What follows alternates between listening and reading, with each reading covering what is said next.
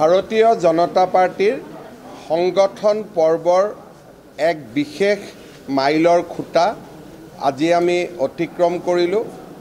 ৰাজ্যিক সভাপতিৰ নিৰ্বাচন এক প্ৰকাৰ আজি সমাপ্ত হ'ল। অহাকালি দিনৰ 11:30 বজাত এই নিৰ্বাচনৰ ফলাফল ঘোষণা কৰা হ'ব আৰু নেশ্যনেল কাউন্সিলৰ মেম্বাৰসকলকো অহাকালি আনুষ্ঠানিকভাৱে ঘোষণা কৰা হ'ব।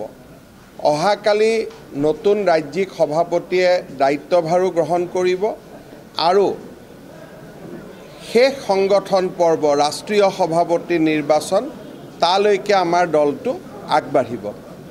আজি আমাৰ আপোনালোক সকলোৱে জানে যে ৰাজ্যিক সভাপতি হিচাপে সাংসদ দিলীপ শইকীয়া ডাঙৰীয়াই মনোনয়ন পত্ৰ দাখিল কৰিছে।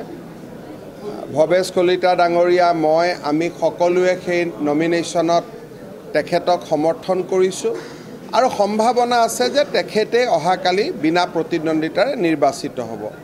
ভৱেশ কলিতা ডাঙৰীয়াই যোৱা 4টা বছৰ দলক সন্মুখৰ পৰা নেতৃত্ব দিলে। লোকসভাৰ নিৰ্বাচনত আমি বিজয়ী হ'লোঁ, কেইবাটাও উপনিৰ্বাচনত বিজয়ী হ'লোঁ, পৌৰসভাৰ নিৰ্বাচনত আমি বিজয়ী হ'লোঁ আৰু ভৱেশ কলিতা ডাঙৰীয়াৰ নেতৃত্বতে ভাৰতীয় জনতা পাৰ্টীয়ে 60 লাখতকৈ অধিক প্ৰাথমিক সদস্য পদ আমি অন্তৰ্ভুক্ত কৰিবলৈ সক্ষম হ'লোঁ।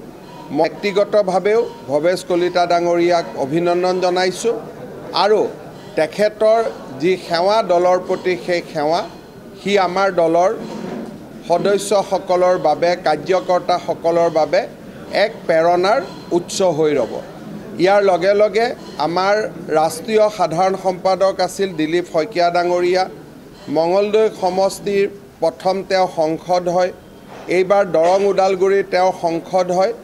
মই ভাবোঁ এজন অভিজ্ঞ অখিল ভাৰতীয় বিদ্যাৰ্থী পৰিষদতো তেখেতে কাম কৰিছিল। এজন অভিজ্ঞ সভাপতিৰ নেতৃত্বত আমি 2026 চনৰ নিৰ্বাচন প্ৰতিদ্বন্দ্বিতা কৰিবলৈ সুবিধা পাম। আমাৰ দলত এটা সিদ্ধান্ত হৈছিল যে জিলা সভাপতিৰ পৰা ৰাজ্যিক সভাপতিলৈ যিসকলে বিধানসভাৰ নিৰ্বাচন খেলিব তেওঁলোকে দলৰ সভাপতিৰ দায়িত্ব নলয়। ভৱেশ কলিতা ডাঙৰীয়াক যোৱাকালি আমি সুধিছিলোঁ যে আপুনি বিধানসভাৰ নিৰ্বাচন খেলিব নে দলৰ সভাপতিৰ দায়িত্ব ল'ব।